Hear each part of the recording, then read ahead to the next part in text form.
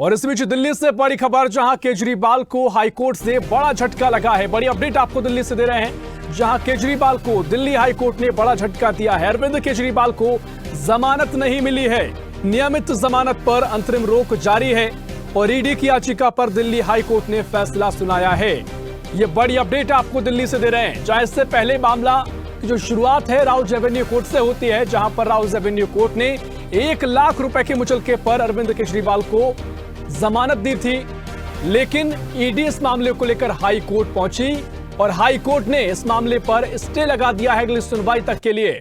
इसी बीच जो आम आदमी पार्टी है, अरविंद केजरीवाल के पक्षकार वकील हैं, इस मामले को लेकर सुप्रीम कोर्ट भी गए। सुप्रीम कोर्ट ने भी कहा कि ये मामले में हाई कोर्ट जो दखल देगा, उसके मामले में हाई कोर्ट दखल देना उचित सुप्रीम कोर्ट ने नहीं समझा और लगातार अरविंद केजरीवाल की मुश्किलें बढ़ती जा रही हैं। और इसी खबर पर और भी जानकारी के लिए दिल्ली से हमारी सहयोगी तनु बालियान हमारे साथ फोन लाइन पर जुड़ गई हैं। तनु, जिस तरीके से मामला लगातार खिंचता चला जा रहा है, राउज एवेन्यू कोर्ट ने 1 लाख रुपए के मुचलके पर अरविंद केजरीवाल को जमानत दी थी। उसके बाद लिखित आदेश भी जारी किए गए, लेकिन मामला हाई कोर्ट पहुंचा। आम आदमी पार्टी सुप्रीम कोर्ट ले गई, वहां से भी राहत नहीं मिली। अब हाई कोर्ट से एक बार फिर राहत नहीं है। तनु जी बिल्कुल ऋषभ, बिल्कुल आपको मैं बता दूं कि अरविंद केजरीवाल की जो मुश्किलें हैं बढ़ रही है और अरविंद केजरीवाल जो है अब तिहाड़ जेल में ही रहेंगे, क्योंकि हाई कोर्ट ने मनी लॉन्ड्रिंग केस में आज जमानत देने से इनकार कर दिया और अदालत ने ये कहा है कि दलीलों को सही ढंग से पढ़ा नहीं गया, सही ढंग से बहस नहीं हुई, इसलिए राउज एवेन्यू कोर्ट के फैसले को रद्द करते हैं। तो ये बड़ी बात आज हाई कोर्ट ने कही है। और साथ ही हाई कोर्ट ने ऋषभ ये भी कहा है कि फैसले को देखकर ऐसा लगता है कि केजरीवाल को जमानत देते समय विवेक का इस्तेमाल नहीं किया गया। अदालत को ईडी को बहस करने के लिए पर्याप्त अवसर देना चाहिए था।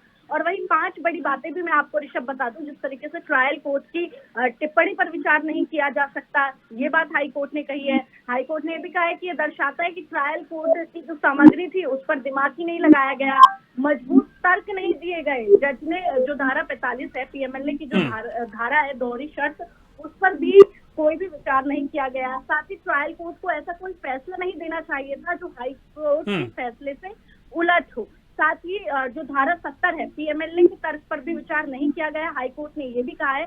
और साथ ही कोर्ट का ये भी मानना है कि सुप्रीम कोर्ट ने केजरीवाल को लोकसभा के लिए जमानत दी थी, लेकिन एक बार जब उनकी गिरफ्तारी को चुनौती देने वाली याचिका हाई कोर्ट ने खारिज कर दी थी, तो ये नहीं किया जा सकता है कि कानून का उल्लंघन करके उनकी व्यक्तिगत जो आजादी है उस पर अंकुश लगाया गया था। तो ये तमाम बातें आज हाई कोर्ट में कही है हाई कोर्ट ने। और जो दलीलें ईडी की तरफ से दी गई और जो सबूत ईडी की तरफ से दिखाए गए, उसमें कहीं ना कहीं हाई कोर्ट को विश्वास हुआ, जिसके लिए आज अरविंद केजरीवाल को एक और झटका लगा और अब कहीं ना कहीं उनकी मुश्किलें अब लगातार जो है वो बढ़ रही है। और सुप्रीम कोर्ट ने भी ये बात कही थी कि हाई कोर्ट जो है, हम उसके फैसले का इंतजार कर रहे हैं। निश्चित तौर पर देखिए, इससे पहले लोअर कोर्ट के फैसले को बदला गया और जिस तरीके से पहले भी आम आदमी पार्टी अरविंद केजरीवाल के पक्षकार सुप्रीम कोर्ट पहुंचे थे, उन्होंने कहा कि दखल देना उचित नहीं, हाई कोर्ट की सुनवाई करेगा। उसने पहले ही फैसला रख दिया है, स्टे लगा दिया है, लेकिन अब बड़ा झटका लगा है और देखना महत्वपूर्ण होगा। एक रास्ता तो रह जाता है कि अब इसके बाद सुप्रीम कोर्ट का रुख एक बार फिर शायद आम आदमी पार्टी करेगी, क्योंकि हाई कोर्ट के फैसले पर सुप्रीम कोर्ट भी रुकी हुई थी। अब देखना महत्वपूर्ण होगा क्या कुछ आगे की तस्वीर नजर आएगी। बहुत बहुत शुक्रिया तनु, आपका तमाम जानकारी साझा करने के लिए।